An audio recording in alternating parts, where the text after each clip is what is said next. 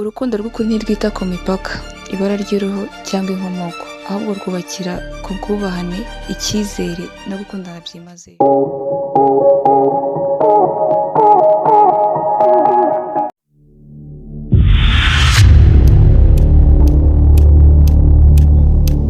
Iyo tuvuga imbaraga z'urukundo, akenshi abantu benshi duhita dutekereza inkuru zo mu bitabo cyangwa se amafilime twagiye tubona y'urukundo atandukanye. Ariko hari inkuru y'ukuri yarenze ibyo byose, igaragaza uko urukundo rwavanye imiryango mu mwijima w'imyumvire, rugahuza imitima itandukanye. Ni inkuru y'umuryango watsimbaraye ku mahame yabo, ariko nyuma bakisanga bicujije ku cyemezo bafashe.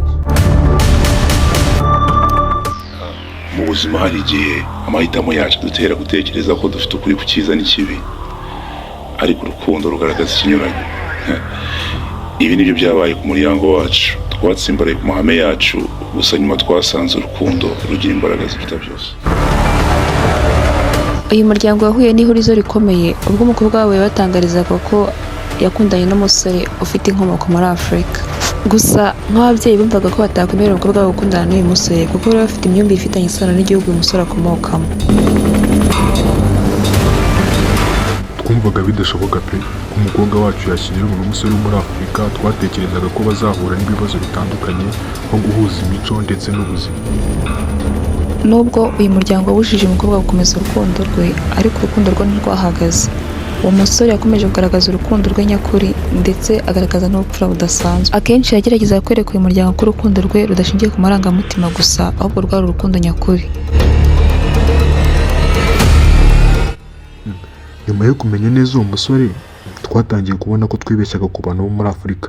Twasanze afite umutima mwiza, akunda umukobwa wacu birenze n'ibyo twatekerezaga. Igihe cyarageze, ariko kandi uwo mukobwa ntiyaretse gukunda ibyo yakundaga. Yafashe icyemezo cyo gushakana na wa musore. Uko iminsi yicumaga, ababyeyi batangiye kubona ko urukundo rw'aba bombi rwari urw'ukuri kandi rukomeye. Ibirori byarateguwe, nubwo byabanjirijwe n'amakimbirane, ariko byaje kuba urwibutso rukomeye hagati y'ibihugu by'aba bombi. Nyuma y'ubukwe ubu turi inshuti magara n'umukwe wacu pe. Umugabo mwiza, kandi urugo rwabo rwatumye twumva ko twibeshyaga. Byatumye tumenya ukuri. Iyi nkuru itanga isomo rikomeye. Buri gihe ibitekerezo byacu si byo byonyine byitwa ko ari ukuri. Imyumvire ishingiye ku buhehesi cyangwa ku byiyumviro bwite ishobora kutubuza amahirwe yo kumenya no kubana neza n'abandi. Urukundo rw'ukuri ntirwita ku mipaka, ibara ry'uruhu cyangwa inkomoko, ahubwo rwubakira ku bwubahane, icyizere no gukundana byimazeyo. Nubwo tugeze gutsimbarara, ariko ubu turashima amahitamo umukobwa wacu yakoze. Ubu dufite umuryango uhuje imikanye ariko wuzuye amahoro n'urukundo.